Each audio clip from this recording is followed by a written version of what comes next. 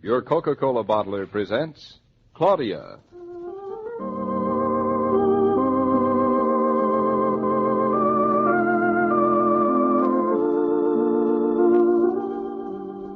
Claudia, based on the famous play and novels by Rose Franken. Brought to you, transcribed, Monday through Friday, by your friendly neighbor who bottles Coca-Cola. Relax, and while you're listening, refresh yourself. Have a Coke.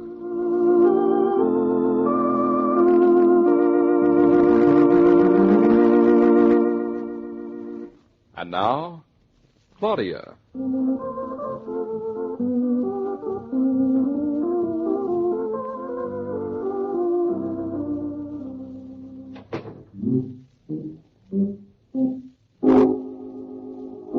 Boo. Boo, I said. Hey, Boo. Mrs. Naughton, where are you? Claudia, aren't you home? Oh, hello, Shakespeare. You old cat. Where's my wife? Where have you put her? Ah, so you're not talking, are you? Did you get your own tongue, you strong, silent cat, you? Claudia! Hey, Claudia! Well, all right, if you're not home. Here, Shakespeare, hang up my hat. No. Oh, I'm sorry, old boy, a little big for you.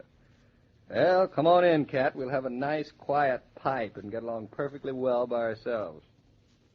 Old MacNaughton had a farm. Yo, on this farm there are some pigs. Only here and a cat and a dog. Shakespeare, how'd you like to live on a farm? Lots of nice field mouse. Would you like a nice field mouse? Where are my matches? Shakespeare, where have you put my matches? Here, matches. No, not you. No, here they are. Oh, MacMonroe had a match. Yeah. This is nice. Just us two boys. What's that, Shakespeare? Where'd you say she went? Oh, you don't know, huh? On that farm you had a field mouse.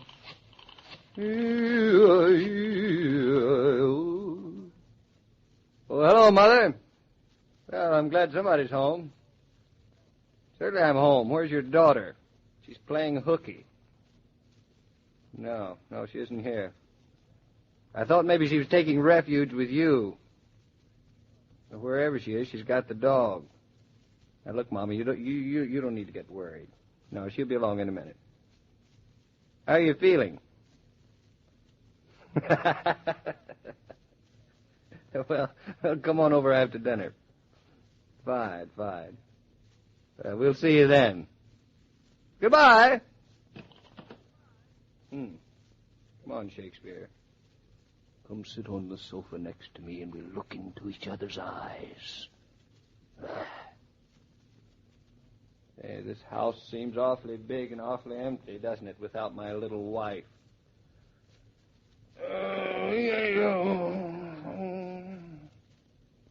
Awfully quiet. I wish I had the evening papers. Boo! Claudia! You scared me. Sissy. Not at all. It's not nice to do that to people. You're always doing it, and if you don't think it scares me. Where have you been? Your nose is cold. I've been to the little store around the corner. I needed some tomatoes. Boiled, stewed, or sauté? Fresh. Fresh. Who, me? You and the tomatoes. Oh, David, this is the most convenient place to live. Just imagine if it weren't for that little store around the corner, we'd have to do without tomatoes for dinner. I don't know how we could manage. No, but seriously, it's true, isn't it? Of course it is.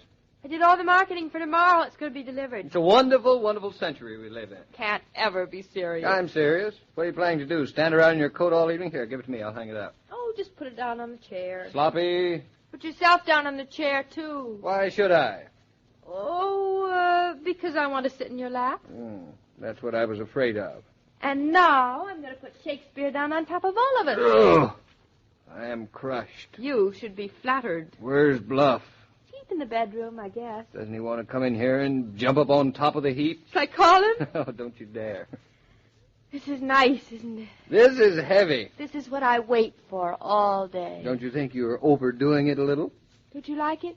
No, I know what it feels like to be the bottom piece of a lettuce in a club sandwich. But a deluxe club sandwich. A 75-cent sandwich. With a pickle. Claudia, get your elbow out of my eye. What's the matter? Claudia, you're getting fur all over me now. What's the matter with a shedding. little cat fur? Nothing, except I don't like it. Why don't you like it? I just don't, that's all. You don't mind a little dog fur, do you? Oh, that's different. Why? Because I refuse to answer any more questions. I know why, because... Why? I'll just answer this one question, because dog fur, you think, is more manly than cat fur. Ridiculous. You could say ridiculous, all you like, but that's the truth. Because you're a man, you think you have to go around being manly all the time. I can't think of a better reason, can you? Silly, but I'm glad you're a man. You are? It's nice, yes. Well, if you're so glad, stop getting cat fur all over me. Sweet little cat, don't you think? He doesn't even claw at any of the furniture. I think that's very unfair to Shakespeare. Cats have to claw at something besides your stocking. What do you want me to do, take him to the park on a leash? I look silly with a big dog in one hand and a little cat on the other. I think Shakespeare is a country cat. A what? I mean, I think he ought to live on a farm where he can lap up all the milk. He gets all the milk he wants? On a farm, he can lap it up right out of the milk bucket. As it is, he falls into his saucer. He'd drown if he fell into a milk bucket. And in the country, he'd have trees to claw at to sharpen his toes, and he could run up to the top and drop chestnuts as we pass All by. the chestnuts in this family are dropped by you, David Naughton. That's a lovely Shakespeare, thought. how do you feel about chestnuts? He doesn't. He doesn't know what he's missing. Claudia, I am gasping for air. You're growing heavier by the minute. It's Shakespeare. He's growing. David, how do you feel about a cup of tea? I'd feel good about anything if you'd get up off my lap. I'm not insulted. All right, I'm up. Suddenly, I feel so light. I never appreciated your not sitting on my lap so much before. That's why I sit on it. I'm not insulted. Well, I'll put the kettle on. I'll be right back. Hurry up. Anything special? Does it have to be anything special because I like to talk to you when I get home? You've got plenty of opportunity. Darling, I can hardly breathe when you're sitting on my lap. How do you expect me to talk? Oh, there's the doorbell. I'll answer. You want me to go? You're so crushed, I don't see how you could possibly walk. Breathing and walking have nothing to do with each other. It's the groceries, David. Need any money? I paid in the store. You're getting smarter every day. Oh, isn't this the most convenient way to live? It's not bad. Not bad. It's delirious. If you put down that package, I'll let you sit on my lap. You will? Just to show you my heart's in the right place. Where is your heart? It's not on my lap. Here I am. Now, what was it you wanted to talk to me about? I didn't want to talk to you about anything. You didn't. Funny, I had a feeling you did. No, nothing special. How are you feeling? Fine. How are you? I'm fine, thank you. Good. But I'm not going to be a mother. Well, I'm not going to be a father, so we're even. What'd you do all day? Oh, nothing. It got cold out this afternoon, so I stayed home. So nice and snug here. Fritz keeps the apartment nice and warm, doesn't he?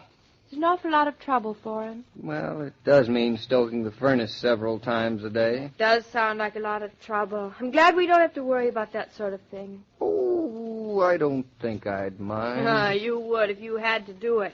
It's one of the great advantages of living in an apartment. You don't have to worry about things like heat, hot water, light plugs, faucets, and things like that. Well, there are lots of disadvantages, too. Name one. Well, it's artificial, sort of 20th century cliff dwellers. We are? Mm-hmm. Cliff dwellers? Mm-hmm. What are they? Cliff dwellers? They're cliff dwellers. The term is self-explanatory. Never heard Look at of they them. balled up. Where do they live? They don't anymore. Well, you just said they did. I'm sorry, I mentioned them. So am I. Why you? Because it interrupted what it is you have to tell me. Me? I have nothing to tell you. Why? Got that look? What look? The new look? No, of having to tell me something. Is it about the office? It's not about the office. Is it about Lottie? It is not about Lottie. Is it about Roger? Ooh, in a way. I knew it. In what way is it about Roger? Roger was up to Eastbrook yesterday. He saw a farmhouse. Farmhouse? That doesn't sound so exciting. What about it? It was beautiful, and it was for sale. David. No, he didn't buy it, darling. Oh, that's a relief. What could he possibly do with a silly old farmhouse in Eastbrook? He could live in it. What for? Well, lots of people live in farmhouses, or even just plain houses in Eastbrook. Not people like us and Roger. We live in New York. We do now, but That doesn't mean that we'll always have to. Is Roger going to buy it? No, he has no intention of buying it. But it's a beautiful place, he says. Barns and everything. Barns? What for? Cows, milk. What do you think for? Why bother with a barn when you've got a back door? That's what I said. It's not the same thing at all, I don't think. The milk is milk no matter where it comes from. That's all a matter of opinion. It is? Wouldn't you have a wonderful feeling of pride and ownership in a glass of milk that came from your own cow? No, I wouldn't. You wouldn't, huh? Would you? I might. Well, since Roger's not buying the place, there's no point in discussing it even, is there? No, but... Claudia. Claudia, does the land mean anything to you? What land, David? Land that you might own. Land that would be yours with trees and a brook and fields on it. I think it'd be just a nuisance. It'd be wonderful for Bluff and the baby. Bluff loves it here. And the baby isn't here yet, and the park is just around the corner waiting for him. The park's full of trees. It has a lake and everything. But it's not yours. Thank goodness. You should see all the men it takes to keep it looking nice in the summer. I think it'd be kind of exciting to own a place of our own. To have it year after year. Not to pay rent to anybody. To have our children on it. To grow old on it, to... David, you're not talking about Roger buying that farm. You're talking about us buying it. Don't be silly. I told Roger this afternoon. I wasn't the least bit interested. You don't sound the least bit not interested. Well, certainly, I told him that. I said, Roger, I'm not interested. I told him that. What did you tell him? Claudia, I think you've talked me into something. David, me? And I think you've talked me into wanting that place, wanting it very much, even though I don't want it at all. Well, then what? I mean, I don't want it today or tomorrow, but someday, darling, it'll be perfect for us. David, you're not making sense. I haven't said a word for it. I like it here.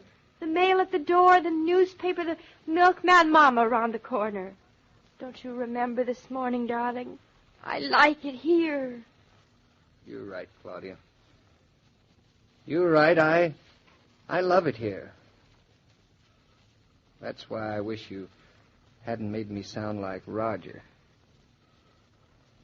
Roger's a funny guy talking about that place, farmhouse and everything, because now, what's the use?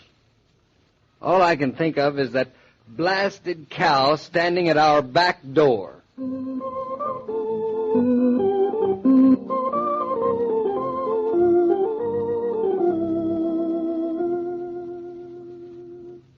This broadcast of Claudia was supervised and directed by William Brown Meloney.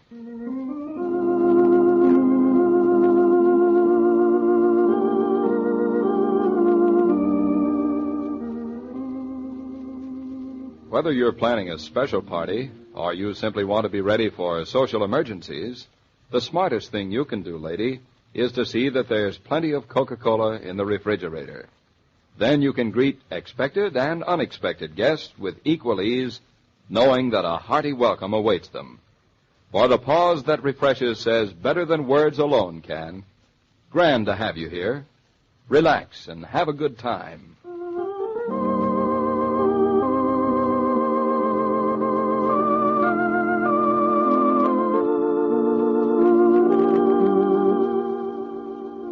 Every day, Monday through Friday, Claudia comes to you, transcribed, with the best wishes of your friendly neighbor who bottles Coca-Cola. So listen again tomorrow at the same time. And now this is Joe King saying au revoir. And remember, whoever you are, whatever you do, wherever you may be, when you think of refreshment, think of Coca-Cola. For ice-cold Coca-Cola makes any pause the pause that refreshes.